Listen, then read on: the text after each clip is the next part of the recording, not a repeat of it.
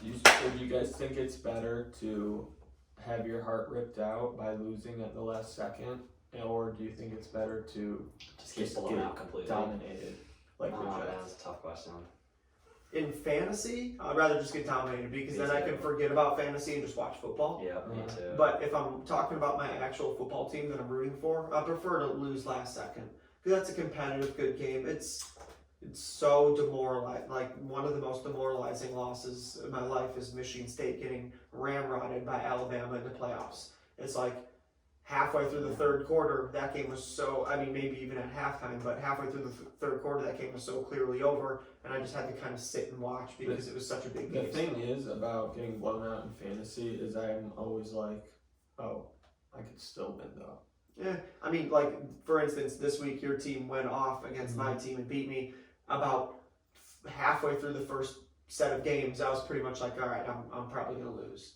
Obviously, there was a chance that I could come back if I had some monster games from a couple players, but it just kind of looked like it was your week. And I kind of shut fantasy off for a little bit then and just watched football. Speaking of our matchup this week, a guy that you were expecting to help you out a lot was Darren Waller. If you listen to Third Down Punt a lot, he's my boy. If Darren Waller put up 30 points, though, I don't even think I would have won. So I can't blame the loss on Darren Waller. He didn't look great, but What happened? He was injured. He was in the injury I think report. it's just more the Patriots just scheming him out. It seemed like they were double covering him pretty much every play, which is a smart thing to do because Derek Carr cannot throw it. He didn't even get that many targets. Yeah, of course. Why would you target him? I think because he was hurt. He was hurt this past practice, and he didn't even practice for 2 days, and then came back as questionable. I think he was good enough to play. He wasn't seriously hurt, but it was kind of one of those, he's not 100%. But if we want to talk about last week, I had a perfect point out, and I want to call it back. We went over a little segment of who to buy before the upcoming week, and mine was Allen Robinson because the targets were there. He looked good. It was just Trubisky just wasn't, the connection wasn't there. And boy, I hit that on the head perfectly because the tide shifted completely in Chicago. Allen Robinson had like 13 targets. He had his best game of the season, probably one of his best games as a Bear. Foles came in. He even looked decent with Trubisky, but then Foles comes in and absolutely looks like he can make A-Rob a top 12 wide receiver. Yeah, so if you did Foles, go buy him, you're happy right now. I mean, especially in a super flex, this guy sort of saved your team out of nowhere. I'm just talking about myself.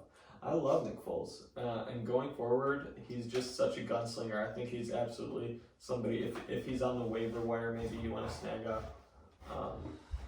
What do you guys think about his outlook for this year? Say he's Allen Robinson or no Nick Foles. Obviously, Allen Robinson. I think everybody can agree looks like he's. Which is funny. You could tell that as soon as Nick Foles came in, it was a complete uplifting to everybody. Yeah, the whole team played entire different. roster. Even the coaches were like, "Yeah, this is going to be a good thing for us going forward."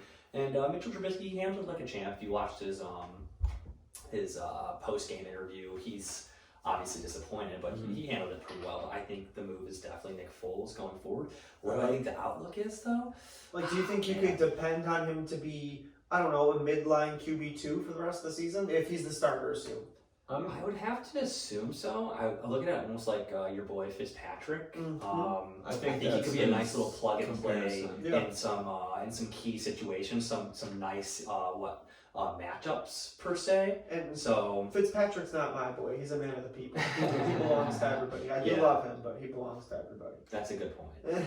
But since we're just kind of talking about some hot ticks here, what about some rookie booms? After all, this is kind of a dynasty-centered podcast, and rookies is one of the hottest topics. Everybody's sweetheart, except for Justin in our league, loves them some rookies. So how about some rookie booms coming in this year? Anybody's taking off for you guys? I don't know if you guys have heard of this guy or if you saw what happened, but last Sunday there was a guy named Justin Jefferson. He plays for the coming out party. Yeah, exactly. Coming out party. He had an absolute monster performance. Put up 175 yards. Third youngest ever to do it. Wow, behind Juju and I forget the other one, but he was the third youngest.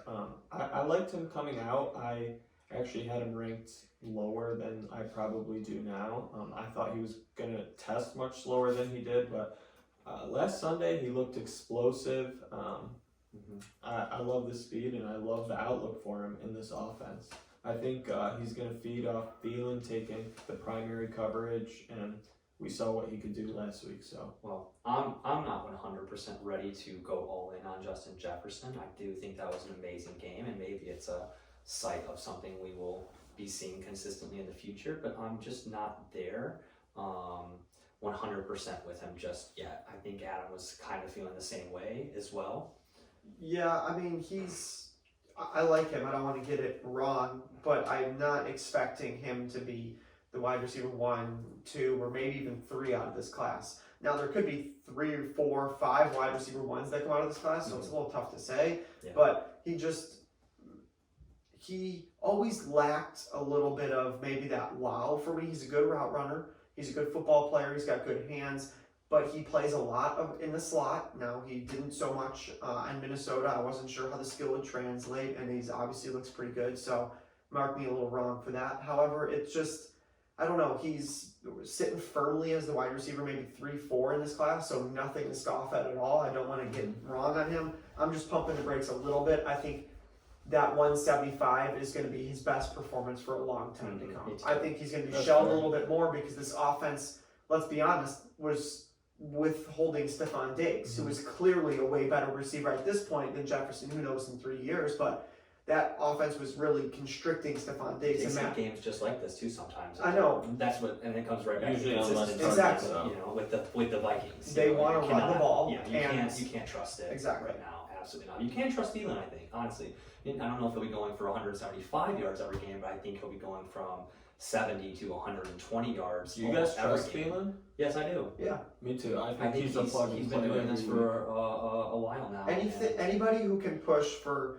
like a minimum amount of targets of 7, and they have an upside of getting 11, 12 targets, those are guys you have to trust because it's just the volumes there. They're just going to get the ball in their hands and have more chances to make plays. Hey, so, do you have a rookie boom? Do I have a rookie boom? Oh man, I don't know. I actually did mention last week a buy low in Superflex. I don't know how much of a buy low he is now after having 2 back-to-back 300-yard games with the Los Angeles Chargers. He's actually putting Keenan Allen and Austin Eckler back on the map as far as fantasy relevant again, like I was saying just last week. I think Herbert has been a boom as far as rookies go because no one had any sort of faith in him at the beginning of the year, I would say. Definitely. I think he fell late first round to us.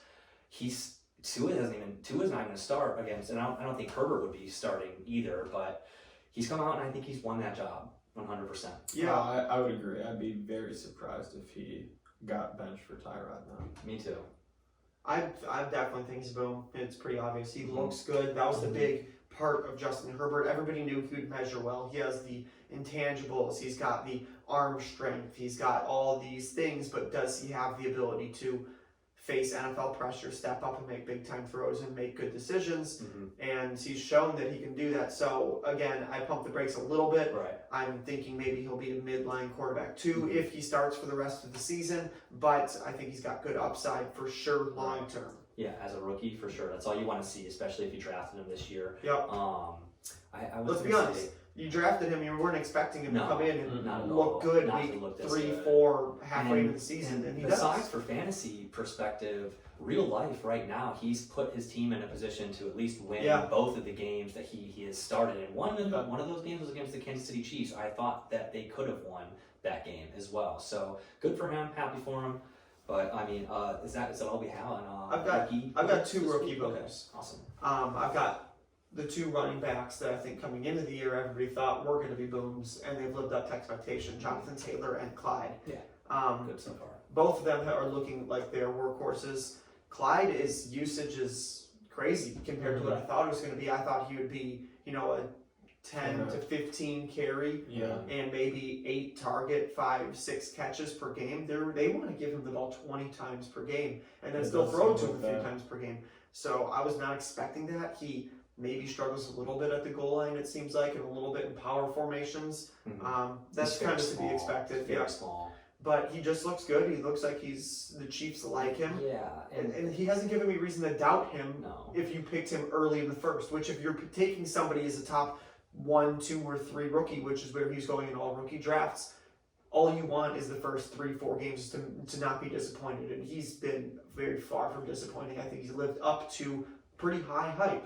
Maybe not quite that first round ADP startup that a lot of people had, but he might get there. And for right now, he's at least a safe player. Yeah, just anybody pretty much on that offense I want to cling to. Just gonna say, I was like, everyone on the Chiefs seems to eat no matter what. I think Edwards-Helaire logged 18 fantasy points in half-point PPR last week without even registering a touchdown. So I mean, that's pretty good. And then Jonathan Taylor as well. Sorry to interrupt you, Vaso, but I don't have much to say on him, except for his boom has been accelerated because of Marlon Mack being out. I think it's crazy how many touches he's getting. Everybody thought Jonathan Taylor might be coming into the season and being maybe a 1A, 1B with Marlon Mack. They'll share the backfield. 1 week it'll be his, 1 week it'll be Mack. 1 week he'll get 30 or 25 carries, 1 week he'll get 10 or 12. It'll be difficult to predict. With Marlon Mack going out, Jonathan Taylor stepped up and he's looked good. If you drafted Jonathan Taylor, you're getting exactly what you wanted. You're getting a boom. He's also got 2 touchdowns so far in 3 games, which is a good sign. He's not just the guy who's out there getting yardage and they're figuring out another way to put it in the end zone. He's their go-to. And I think he didn't have a touchdown in week 1, and Marlon Mack had a touchdown. So now that Marlon Mack, they're literally getting rushing touchdowns every week. So he's going to be pushing 2 touchdowns on the season and 9 catches. He's caught every target. Yeah, but here's the thing. The last 2 games, he's gotten 1 and 2 targets. The first week, he got a handful of targets. His targets are inflated. I think the last 2 weeks are more representative of how they want to use him. They're going to throw him the ball, but I think it's only going to be 3, 4 times a game, and he'll get maybe 2, 3 catches per game. Not bad for his rushing numbers, but his second game, 26 attempts. That's nuts for a rookie. Or Zeke. I think he's closer to Zeke than Derrick Henry. I really trust this guy. I'm not disrespecting Zeke's hands. Jonathan Taylor's got decent hands too. He does. I think he's got great hands. That's putting more disrespect on Derrick Henry's hands. I think Derrick Henry's got no hands. You see him had that bad drop in this past week. He looked pretty ugly. They lined him up as a wide receiver actually and threw it to him. He looked like Would you guys rather have Taylor or Mixon? Taylor. It's not even close for me, Taylor. I would trade James Robinson straight up for Mixon right now if I could. The person in our league is still clinging hard to Joe Mixon. He says he values him right Their now. offensive line is absolutely terrible. I don't like the coaching staff there. Something for yourself. Hey, you say it's coaching staff, but he's had multiple coaching staffs. No, it's everything. He's been. It's the Bengals. He had a good last 6 games last year. He's been good. He's been. I also don't think he's as good as advertised. You're drafting him as a top 6 or 8 running back most likely in redraft or dynasty really, and he's never lived up to that expectation. You take James Robinson or Joe Mixon? I'll take Joe Mixon in that. So for sure. Do you want to repent your Clyde Edwards-Helaire bust label last week, or is that? I mean, you had a lot of busts last week. How about us? What about us? I don't necessarily remember. Do we eat a little crow this week on that? I don't remember. I think I had Christian Kirk and Rob Gronkowski. I don't think I'm eating crow just yet. Oh, so yeah, my bust was Jimmy Garoppolo. Jimmy G. But I mean, he's injured, so that's kind of a weak pick. But he's just, I think that his value is plummeted, and it's not going to rebound very well at all. And I think Kyle Shanahan, you see Nick Mullins look pretty decent in that offense. I think Kyle Shanahan's learning. I don't think it's hard to look good in that offense. Plug in a monkey and cut Jimmy Garoppolo. We were a little shocked last week when you just blurted out Clyde Edwards-Helaire as a bust. It was insane. He had a lot of touches last week that didn't translate. Speaking of busts, I'd like to talk a little bit about rookie busts since we just talked about rookie booms. I'll start. I've got one that is unfortunately near and dear to my heart, and that's DeAndre Swift. It's tough to call anybody a bust at this point because it's only 3-4 weeks into the season. Everybody's so young. The whole season can completely change in the next couple weeks moving forward. But to this point, we only have so much to work on. And at this point, DeAndre Swift's value has probably fallen as much as anybody. He's right there with Cam Akers. But even Cam Akers has gotten touches. And when he was healthy, the Rams were giving him the ball. They looked like they had faith in him, even though he didn't look great. The Lions look like they have no faith in DeAndre Swift. They are giving the ball to Kerryon more. So they draft this running back with their first pick of the second round early, and then they feature Kerryon Johnson, their second round pick from 2 years ago, And then they bring in Adrian Peterson, a veteran, and feature him over both of them. It just doesn't look great for DeAndre Swift. He had the drop week 1 that lost them the game. I still have faith in him, and I think he's going to be good. But right now, if you're a DeAndre Swift owner, you got to be a little nervous because he's barely even seeing the field. Like, he's not even getting work. J.K. Dobbins is not getting quite as much work, but he's still getting some work. He's getting some, and the Ravens are a win-now team with Mark Ingram and Lamar Jackson as their 2 running backs, quote-unquote, not disrespecting Lamar. He's a beast quarterback, too, but those are their primary runners. Detroit does not have a primary runner. It's now 33-year-old, Adrian Peterson? 35. Who even knows? We said 3 different ages. That's not a good look for DeAndre Swift. He's one of my busts, unfortunately, to this point. Yeah, I would agree with you. I actually had Swift as well. Just expected a little bit more out of him. I do expect still to see more out of him. It is early, but as of right now, I think it's fine to label him as a bust. We were expecting a little bit more, and I didn't think anyone thought the Lions would be signing Adrian Peterson anyway. But it's something to keep an eye on in the next few weeks. If it's going to continue at this trend, oh yeah. But maybe in his outlook for the next couple of years, it's probably about the same as it was. Probably, yeah. But there was a couple rookies that I thought were going to kind of be like that too. But rookie busts so far. Let me think. I don't know. I mean, can't really say Tua because he's not even starting yet. I'm sure he'll be fine. Quarterbacks are kind of a different story. Who's someone that was kind of taken at a pretty high point? Oh. Pittman was taken. Got a lot of hype that one, I thought his draft position or the team that he got drafted to killed him immediately, and that was Mims. Mims. He hasn't seen the field. He's been hurt, but I'm scared to even see him when he does take the field. The Jets team is so bad. Nothing on. But he had so much hype. I feel like coming out, and Cody, someone gnarly, took him pretty early and above quite a bit of other players that I thought he could have gotten and said, hey, I'm really high on this guy. And he ended up taking him, and I'm not seeing any sort of thing to be positive about it at this point in his young career, but who knows. Somebody that I unfortunately want to call myself out on for being a bust, this is a little eating crows we were talking about, is Jalen Reagor. He's been injured, so again, tough to say he's a bust. That's your number one. And I feel number wide 2. Receiver. He's my number 2 wide receiver. Okay. He's like my undervalued guy. Like, he was in my top tier of wide receivers. I had CeeDee Lamb 1, Reagor 2, Judy 3, all in kind of that first tier. And he's looked okay when he's on the field. He's been injured, I think, twice already. He's a little bit of a smaller guy. Is that going to continue? I don't know. Here's why he's a bust to me. The Eagles had the choice between him and CeeDee Lamb, and they picked him. And now CeeDee Lamb, I don't want to say he looks like he's the next big wide receiver, but he looks very good. He does look like he's the next big wide receiver. I think we can overreact about CeeDee. He looks very good, and the Eagles took Reagor over him, who has struggled to be on the field. When he's been on the field, he hasn't been great. He's been showing flashes, a couple good catches, but I don't know.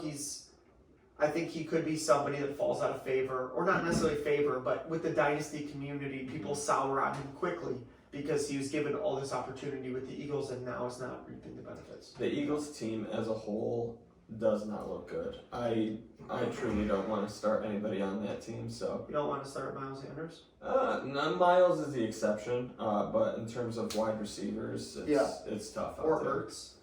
Ertz will probably be very productive now with Goddard out, but when Goddard was in, it was a little shaky. Is it Goddard or Goddard? I don't know. I don't know. I don't know. It's Dallas. We'll just call it Dallas. But they did sign Hakeem Butler, my boy. And you got outbid for him. by $1. It's because I didn't want him that much. Like, he's going to be such a project. Actually, we probably really did. They'll probably get 1 catch next week or something. I don't even know about It's going to be a very weird fit for a tight end. Can I talk about one more rookie bust? Go ahead. And this is the biggest rookie bust. Keyshawn Vaughn. In some rookie drafts, people were taking him at the late end of the first. Wow. Certainly, he was going in a lot of early seconds in a lot of leagues, and the Buccaneers looked content to run it with Ronald Jones, and then they bring in Leonard Fournette as well. He's buried on the depth chart. Maybe he's a buy low, halfway through the season for somebody who gets sick of him, because maybe 2 years from now he'll be good because some of these guys will be off the rosters. I think Ronald Jones is on his last year. It's such a project. And Leonard Fournette is on a 1-year deal, so maybe down the line. But I don't know, reports in camp where he didn't look great. And here's the thing, didn't they draft him in the 2nd round, or was it the 3rd round? Second or third round. Either way, for a running back, taken pretty early. for a running back, 2nd or 3rd is reasonably early. So to take a running back in the 2nd or 3rd, similar to the Adrian Peterson Swift, and then to bring in a veteran running back that replaces him is just not a good look. When there's already another running back that they plan to share the field with. It was like, oh, they drafted Keyshawn Vaughn to maybe split carries with Ronald Jones. No, they drafted Keyshawn Vaughn to be their 3rd string running back behind him and Leonard Fournette. I'm a little out on him. That chart does not look good.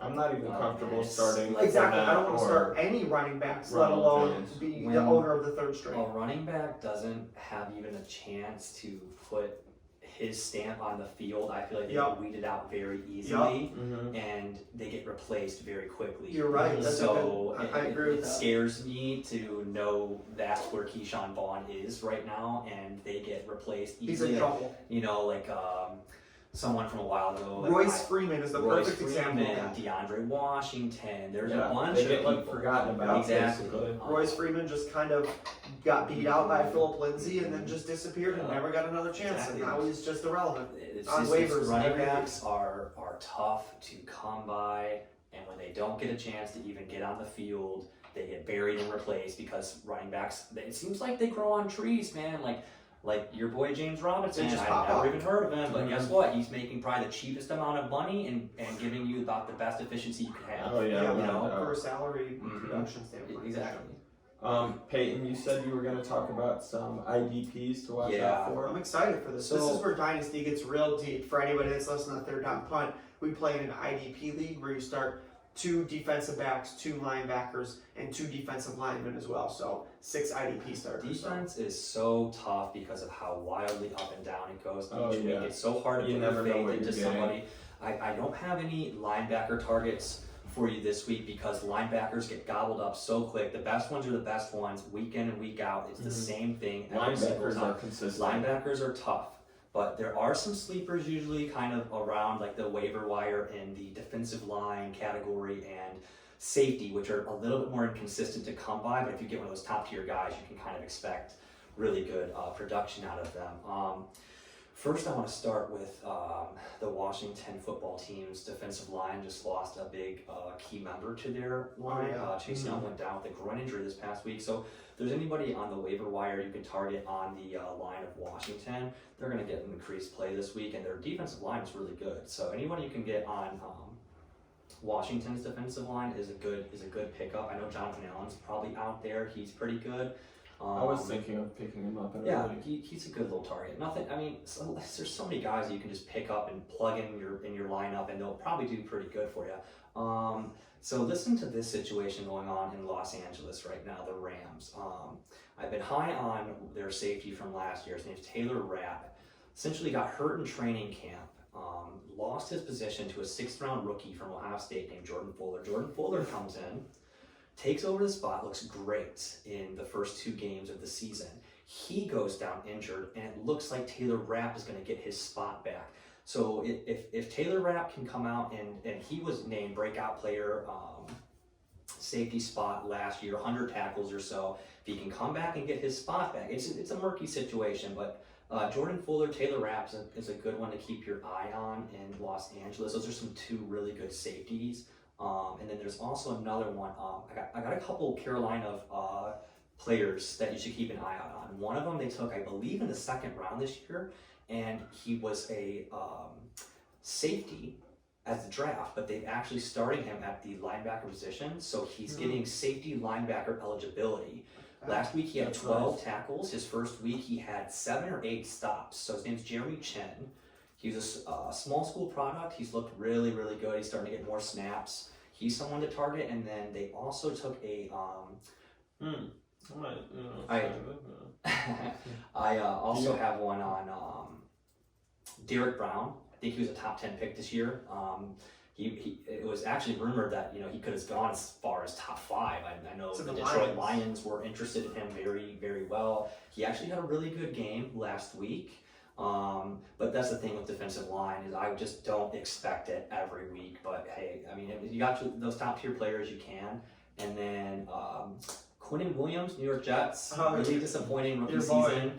Really disappointing rookie season. Top 2-3 pick, wasn't it? A couple years ago. He had a little bit of a breakout game last week. He didn't follow it up with a super good this week, but he could. I think he's someone to keep an eye out this year. He, I think, had 9 tackles last week, 2 sacks, and a forced fumble. Oh, jeez. So big game last week. He's a good, strong defensive player. He got his braces off this year. He's ready to make a stamp on this league. So I'm keeping an eye on him. I'm not throwing the kitchen sink at him just yet. But these are some guys just to keep an eye on. Most of your good players are going to be rostered up, and on an IDP league like ours, you're going to have to pay. You're gonna have to pay good picks for him. I'm not even. Yeah, maybe even a first round. Yeah, I mean, T.J. Watt in our league went for a first. Chase Young went for a second. I took Kenneth Murray in the 3rd round pick of a dynasty rookie draft this year, so it's important. I mean, one of our buddies actually just dropped some stats on us today. A list of how many point differential players their positions got, and when you combine all the defense. We were big hitting almost 70 Mm-hmm. points from 5 IDPs. That is humongous. 6 IDPs. Mm-hmm. 6 IDPs. That is crazy. I mean, yeah. The fun thing about IDPs is it really gives you a new focus on fantasy, and it really just expands it. Yeah, it's so much more fun. It expands how you can build your team. Yep. Obviously, the offensive players are more important because they're more consistent. Mm-hmm. You can rely on them consistently to play good games. IDPs And they're more likely to come and go a little bit. Drop a 45. Exactly, and win you the game. But IDP brings you a whole new element, and you can be an average team with a very good defense in league settings like ours and still excel and be a decent team. Yeah, I think if you're not doing IDP, you're doing it wrong. To rely on these defensive special teams is a joke. I mean, we're all in drafts here, and we all have been there with the -9 points from your defense who gave up 35 points against and didn't get a sack or an interception or something ridiculous like that. And you're just like, are you kidding me? What kind of joke is this? Why are we playing with defensive special teams? Yeah, I highly recommend moving to the IDP formats if you haven't, or at least checking it out. Maybe adding one or two IDP to start with the defensive special teams still too if you're playing that way, and then add 1-2 IDP. But the more you add, the better because it gives them depth to the position. We've had this conversation a lot, and it allows you to have the players more valuable. Because if you just have one IDP spot, everybody has a good linebacker, and nobody trades for them because they don't care. Yeah. Running linebacker. Yeah, we just 4 through 14 on any given day is going to put up 13 points or whatever. So who cares which one you're plugging in? It's kind of random. If you add more positions, you got to find suddenly the value it matters. More, you got to find the value. We just expanded to 2 IDP positions this year, and I think it's made the league a lot more. We value our IDPs much more, and I think very important. Yeah, you just can't forget about it. Like, there's no more of that plug and play each week. I mean, you can a little bit, but it's not gonna. Yeah, this week we got an interesting Thursday night football game. Just to move away from the IDP, yeah, we got the Broncos and the Jets.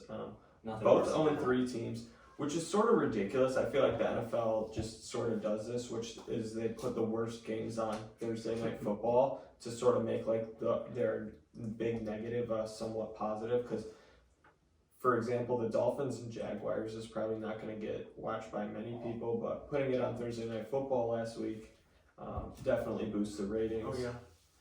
So it's a sneaky business maneuver that they do, but it is annoying as a viewer. I don't. But here's the thing: if you're watching and you only care about good teams, then yeah, it is kind of crappy. But if you're just watching for football, it's not that crappy. And I didn't think that Jets-Dolphins game was that bad. I was loving watching Ryan Fitzpatrick. Jags.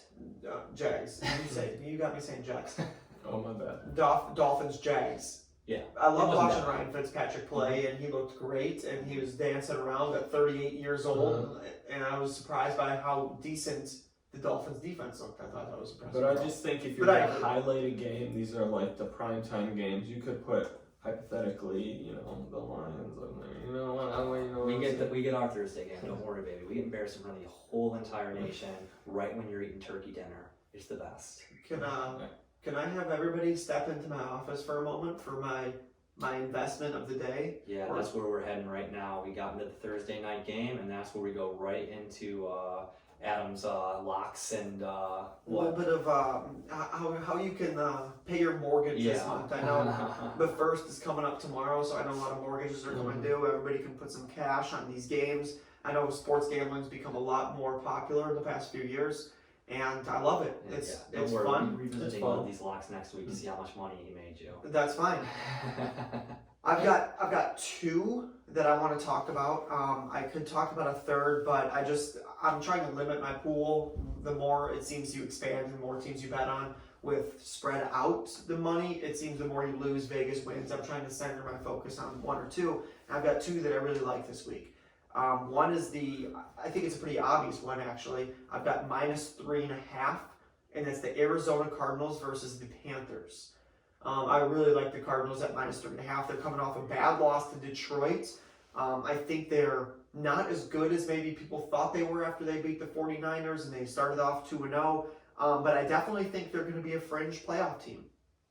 They're going to be pushing for 8-9 wins this season, and the Carolina Panthers are not. The Carolina Panthers are one of the worst teams in the league. I think they're going to be let's be clear. The Cardinals actually had a horrible game. They had 3 turnover differential, and they almost won still. So I'd be betting on that team in this game too. But I think that's a good one. The only hesitancy that I have is they had 3 turnovers again and looked anemic against the Lions defense, which has been the worst defense in the NFL under Matt Patricia. That's true. But seriously, that's not even an exaggeration. Before him, we were bad too, but with him, we've been worse. So -3.5, I'm taking the Arizona Cardinals. I'd like them to bounce back.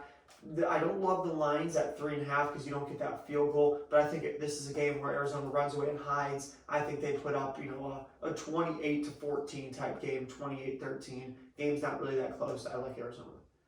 I like that. I think that's a good call. The second one I like here, and I'm chasing some big numbers. I like the Ravens to cover -13 against the Washington football team.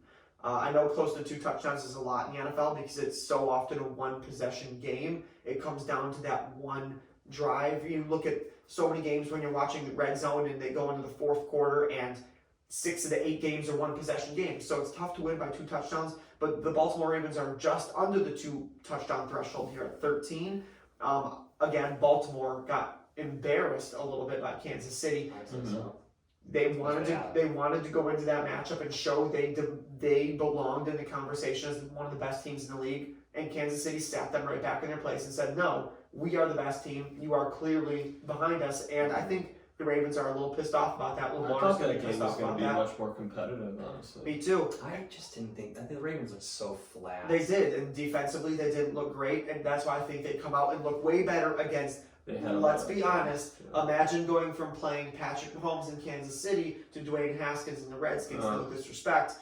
And the Kansas City disrespect. Yeah, no, you can feel free to disrespect. The Kansas City defense is actually sneaky good. And though Washington's touted to have a good offensive line, just like Peyton said, Chase Young is out, and their secondary is a little shaky. So I'm not that thrilled with Washington's outlook in this game. This is a game where the Ravens steamroll them. The only reason why Vegas is even holding it at 13, I think, is just because they're very rarely put out spreads of 16.5 or something ridiculous like that. The Browns rushed all over this team last week, 34-20.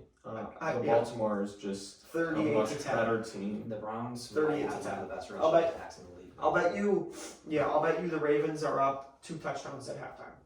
It's going to be going their way by them. Yeah, it's going to be a blowout. I can definitely see that happening. So those are my 2 locks there. Arizona -3.5 and the Baltimore Ravens at -13. I do have one more. It's not a lock, so please don't hold me to this, but it's just one that I'm a little weary about, and this is the reason why I'm not betting on it. I've got something that's called a Vegas hunch. So when you look at a spread and you're like, that's not right. That doesn't make sense. I do not bet on that game or bet the opposite of what you would think because that's how Vegas wins their money. This is a Vegas hunch. That's why I'm staying off this game. Buffalo Bills -3 to the Oakland Raiders. Who? The Oakland Raiders. Who? They're only a 3-point. Who? Oh, the Las Vegas Raiders. It just says Raiders here. So they're only a 3-point favorite to the Las Vegas Raiders. And the Buffalo Bills have been world beaters. They look like one of the best teams in the league this year. On MVP. And the Raiders just looked so flat last week. And just, I don't know why it's only 3. Take caution there. Buffalo should roll in that game, but I'm staying away from it because I'm thinking that should be a 6.5, 7-point spread in Buffalo's I think favor. the Raiders are missing a lot of When you players bet, you too. only bet spreads. You only do the spreads for these teams. Usually, is that how you do it? Usually, I do some over-unders. I've been getting into it more. Actually, last week I won on a nice over-under. I took the over on Titans, Minnesota. I think it was at 50, and they covered 50 by the beginning or the end of the third quarter. So I tend to stay on spreads. I feel like over-unders are so game script dependent. Mm-hmm. You could have like the over-under in the Kansas City Chiefs Ravens game. You think they're going to be fireworks, but honestly, Kansas City ran away and hid with that game, and it was the Ravens trying to play catch up, and the Chiefs not really doing everything they can to pour it on, and it just stayed a little bit, barely missed the under at 54 versus the 55 or whatever it was set at. It seems the over-under seems less predictable in my opinion. The spreads, I like to pick, if I can pick which team I think is going to win in that game, I feel like I have more confidence versus just how many points are they going to both combine. I am 0 for 1 betting guys spread. I said the Cardinals were going to blow out the Lions. The Lions were able to shock the world. Shock me. Shock the world. Yeah. It's funny because the Lions are always going to be that team where you think they're going to get blown out by a specific team. Like last year with the Patriots, we all were like, oh my God. We're gonna get Monday Night blown Football out. or whatever it was. Yeah, and then boom, we beat the Patriots. It's like, are you kidding me? Speaking of Monday Night Football and a game to watch out for this coming week. The Tennessee Titans, Pittsburgh Steelers. Hopefully look out that happens on Tuesday or something. That'd be pretty I think fun. I would Okay, do the that. Tuesday game. Monday, I Tuesday, think we do a Thursday. football game every day of the I season. agree. I agree. Do it every Get day. it right, NFL. It is the Monday Night Football game. Falcons versus Packers. Firstly, Calvin Ridley did it without Julio. That was sort of a question mark. He looked amazing last week. He left several catches, yards, touchdowns on the board still, just barely missing with Matty Ice. But everybody in this game, I'm absolutely playing, even the Lizard King, whoever it is, whoever's starting for the Packers. Yeah, I wonder where you're going there. It's Yeah. like, oh, we just gotta maybe put Calvin Ridley's name out here. I'm thinking I could be a fantasy wide receiver 4 in the Atlanta offense. They literally throw the ball 60 times a game. It's crazy. But Yeah. Calvin really does look good. Yeah, I agree. I think I like that. I like where you headed with that. I think that is a good game to have some offensive players in. Rodgers looks really good. He does. Yeah, He has been scary. freaking He dogs. came mad He's when they been drafted dragging Love. his balls across the Green Bay organization Yeah, for he's drafting not, Jordan yeah, Love. the Jordan Love move he was not happy about. No. And I guess there's been a couple things with his ex. His ex Oh, is yeah. coming out. He's not very good in bed. He has a lot to prove. Danica Patrick was hoeing on it. But can I take 1 second to talk about the Packers and why I think Matt LaFleur is a good coach. He's a good I don't coach. know who is making the organizational moves to draft players because they've done a really poor job of drafting players. They've not surrounded Aaron Rodgers with talent outside of Devontae Adams. That's it. Second He round was he? I thought he was even a third round pick. Third But round pick. either way, not a first round pick. They're not investing heavy. And look at what they did for him. They went 13-3 last year. Maybe some people thought maybe they overachieved a little bit, but went to the NFC Championship game. And then the next year, their first 2-round draft picks are Jordan Love, won't see the field this year. AJ Dillon, Yeah, maybe won't see the field this year.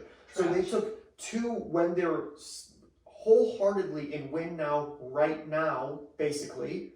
They're taking 2 players that aren't going to be irrelevant, at least for this They're year. just a good run organization. They are. They're But always these good. very, So very questionable moves they made. I can't hate on them because the Packers are always good. Maybe they're looking towards the future, but to me, it seems really strange to look towards the future and building for the future when you've got your best opportunity to win the Super Bowl. Let's be real. Jordan Love could be a bust. Or he might not even be a bust. He could be good, but just not Super Bowl quarterback winning good because it takes either a damn good quarterback or a damn good football team to win a Super Bowl, one or the other. So if you're not building, if Jordan Love isn't one of the top 5 or 6 quarterbacks in the league, you got to build a top 5 team to win a Super Bowl. So brutal. I just don't think it's a great move. Yeah, I don't think the floor is like 17, 18, and 3 in these first 21 games or something like that. It's really, really good. My cousin's a big Green Bay fan, and they were not happy with the Jordan Love AJ Dillon pick. He said he understood AJ Dillon because of Aaron Jones on last year's contract. You know, that makes a little more sense. He should be getting extended. But yeah, I mean, I would think that they would extend him. Who knows though? That was a little rant on the Green Bay Packers. Anything you guys want to say before we get out of here? The Monday Night Football game is going to be nuts. I mean, this week is nuts because every week is nuts in the NFL. Can I say one thing to Dynasty listeners out there just to kind of conclude it? And it's just a little bit just about trading. I think that anytime you are willing to sell a player, you should negotiate in a trade when somebody makes an offer to you. Now, if somebody's untradeable, I understand. There are those players. Christian McCaffrey, probably not going to trade him no matter what you give me. Patrick Mahomes, you're not going to trade him no matter what I give you. Deshaun Watson, you're going to have to way overpay for me to move him. But other players, there's been so many times, and it's been a little frustrating, and the reason why I'm airing this out in our league is I've sent out a lot of offers, not even for those top-tier players, because those top-tier players are obviously hard to get. And you're met with, oh, that makes sense, or I like that, or whatever. And then no reciprocation, no counter offer, no, well, I don't like this piece, I like that piece. It's just that. And then you text them back a day or two later and they're just like, I don't think I'm going to do it. And you're like, okay, well, you like the trade and you like the players and there's no negotiation. You just said that you're not going to do it. And that's fine. But it seems like you as an owner are then missing an opportunity to really better your team. If I'm going to come offer you something off the bat that you already like, it does not hurt to say, I like that, but give me an extra first on top. I'm probably not going to do that, but it doesn't hurt to ask. And if you do ask, then all of a sudden you got an overpay in your hands. I don't know if he's directly talking to me right now. No, this was like something that he wanted to like say to me without saying it. I prefaced it. I said the Stars, because we were talking about Lamar Jackson, and the Stars could possibly, if I come to you and ask for your best player on your team, and you say I'm not trading him, that's acceptable. But if I come to you and ask for instance, not to call anybody out, but Matthew Stafford in our league, a dude that one of our rebuilding teams is literally trying to sell, I made an offer for that he said was a good offer, but it just ended up not really materializing. He came back and asked for a way larger trade all of a sudden, trying to get Deshaun Watson involved. And it just was like this somehow now, it didn't seem like it was lining up at all, and it didn't go anywhere. Yeah. Whereas if he originally liked the trade and just said, that's fair, throw me an early second on top and let's do it, maybe I would have just done it right there and gotten it, but we never got to that point. Well, some people just feel like there's, those guys in their leagues that are only trying to take advantage of them. I don't know. But then you take advantage of them. So if you come to me, Peyton, and you make an offer, and I'm like, that's a pretty good offer, that means I'm at least thinking it's relatively acceptable value. So if you're offering me something that's acceptable value, and then I say, okay, on top of that, give me your first round pick in 2022. Now all of a sudden I must be getting a steal because you gave me something I thought was good and now I'm getting a first on top of it. And then you might be like, no, sorry, I'm not doing it. That's too much. That's fine. Trade discussions end there. At least I gave it a shot. But if you then come back and so you're saying shoot your shot. Shoot your shot or negotiate. I'm not even saying you have to counter. Maybe Peyton comes back and says, I don't really want to give up that first, but I'll give up Deontay Johnson instead because now I've got wide receiver depth. Yeah. Oh, well, I didn't even know he was willing to give up Deontay Johnson. That's a player I'm really interested in. All of a sudden, it bridges those avenues and you can make those trades. Are you actually interested in Deontay Johnson? Moderately. He will be by the end of the year. It was just an example because that's a player that Peyton liked. But it was just a little rant because anytime somebody comes to you and makes an offer, they're not just saying, what do you want for this player? Because we all have those. That's exactly what you don't want to do when trading. Exactly. Go, hey, what do you want for him? Well, I'm not sure. Well, draw something up for me. Yep. No. Look at my team. I'm not doing your work for you. Don't. If you're not going into a trade and giving a serious negotiation, don't do it. I think I've been guilty of doing it before. Everybody does a little bit. Panicky sometimes. Like, hey, I want to go, but you're gonna really ruin rapport with people if you just can't be serious about actually trading. It's just when I never blame somebody for shutting down trade talks when they're saying, "Who do you want for this player? Look at my team." You know, because that's just like you're putting in no effort. You're saying, "Make me an offer for the player that I want to give you." Exactly. But if you come in with a solid offer right off the bat, It's and the other gonna person spark it isn't real negotiating back, it seems like they're missing an opportunity at least to see. That's why me and my one friend have such good rapport. You know, and So that And- little dynasty tip. in always this goes other with those dynasty league I'm negotiations. in, I have made just some absolutely ridiculous offers, and I just get stuff back like, "Oh, you're killing me," and it just like it drives me insane. Like it drives me up. That dynasty league, that's not a real dynasty league. You should see who I got off waivers today. Fake dynasty league. Who did you pick off of waivers on your fake dynasty? Pittman, Oh. Did somebody pick him probably in the second round? probably in the second And round. then dropped him. Yeah, probably. Yeah. Did you get rained on? Your fake dynasty league. Did you So, get rained on? if you guys made it this far, thank you for subscribe, listening. third down punt. Third Down Punt Yeah, thanks for listening this week. on Facebook, and email us for business offers at Lock in Arizona Adam -3.5. Jones. Baltimore Yahoo. -13. Pay your mortgage.